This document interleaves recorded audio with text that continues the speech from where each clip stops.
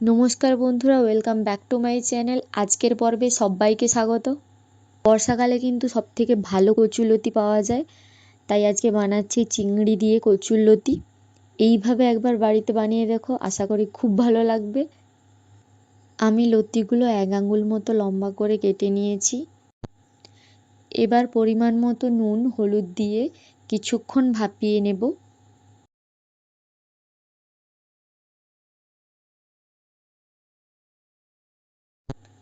একেবারে সেদ্ধ করে গলিয়ে ফেলা যাবে না, এটাকে কিছুক্ষণ ঢাকা দিয়ে ভাপিয়ে নিলেই হবে। তোমরা এতে কয়েক ফোঁটা লেবুর রস দিতে পারো, আমি দিয়েছি, যাতে করে গলা ধরার ভয়টা একেবারেই থাকে না। 5 মিনিট পর ঢাকনা খুলে দেখবে ভালোভাবে সেদ্ধ হয়ে গেছে। এটা সেদ্ধ হতে বেশি সময় লাগে না। তারপর কড়াইতে সামান্য তেল গরম করে পরিমাণ মতো নুন আর হলুদ দিয়ে চিংড়ি মাছটা ভালোভাবে ভেজে তুলে রাখবো।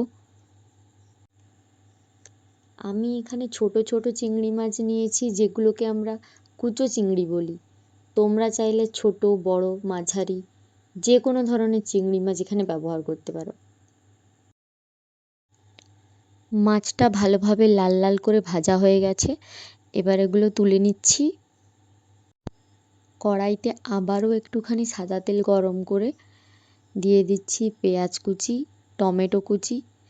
আমি এটা একেবারে সিম্পলভাবে করছি, তোমরা চাইলে ফোড়নে জিরে তেজপাতা গোটা গরম মশলা শুকনো লঙ্কা দিতেই পারো। পেঁয়াজ আর টমেটোটা ভালোভাবে ভেজে নেব, যতক্ষণ না পর্যন্ত পেঁয়াজটা বাদামি রং আসে এবং টমেটোটা ভালোভাবে গলে যায়। টমেটো আর পেঁয়াজটা ভাজা ভাজা হয়ে গেছে, এবার দিয়ে দিচ্ছি আদা রসুন বাটা। আদা রসুন বাটাটা দিয়েও ভালোভাবে ভেজে নিতে হবে, আদা রসুনের কাঁচা গন্ধটা চলে যাওয়া পর্যন্ত। এবার দিয়ে দিচ্ছি পরিমাণ মতো হলুদ গুঁড়ো, লঙ্কা গুঁড়ো, তারপর দিয়ে দিচ্ছি সামান্য জল দিয়ে ভালোভাবে মশলাটা কষিয়ে নেব। মশলাটা ভালোভাবে কষিয়ে নিতে হবে।